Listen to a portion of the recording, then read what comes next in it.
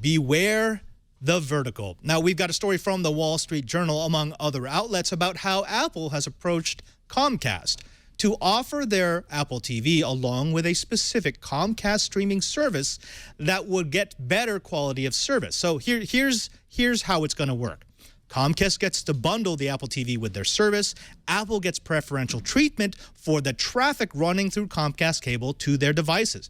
Now, according to insiders, Comcast would provide higher levels of service for this content. And although all these talks are preliminary, we know that Apple had tried to talk to the people over at Time Warner to get the same sort of deal. Now, this does sound very consumery until you actually look at the net neutrality implications. Chibert, let me throw this to you first. Is the future of a net neutral, less internet what we're seeing here, where individual vendors and individual manufacturers are going to go to the owners of the pipes and say, I'm going to pay you to give me a competitive advantage over my competitors? Well, we've already started getting that. Here in Honolulu, we have, triple play, data, video, and voice of various providers. Now, the trick is the different providers, the different sections are actually different business units, so they're actually selling priorities to each other.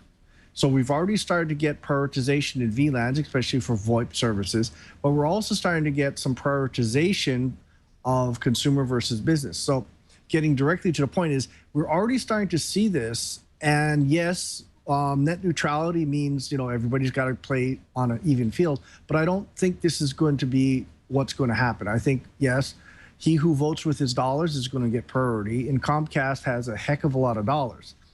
Personally, I think we're going to start seeing a widespread adoption of MPLS so that, for instance, if Netflix wants to provide priority to their data, but pass it through to another, say, Time Warner, it might be passed using a technology like MPLS, because you don't have to have it all the way through. You can just pass the labels, and in between, if you don't have MPLS support, it just kind of does best effort.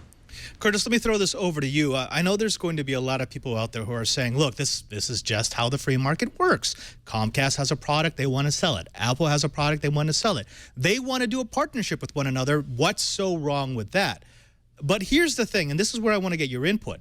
If this is allowed to stand, I'm sure every sector of every industry connected to the internet is looking at this case, because if they're allowed to do this, this sets the precedent, right?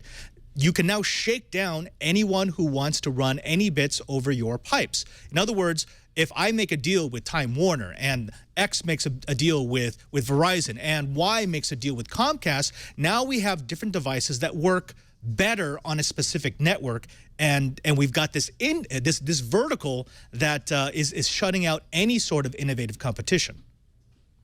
Oh, absolutely. I think one of the things this absolutely does is make it much harder for startups to come in and compete on anything like a reasonable basis with the entrenched players.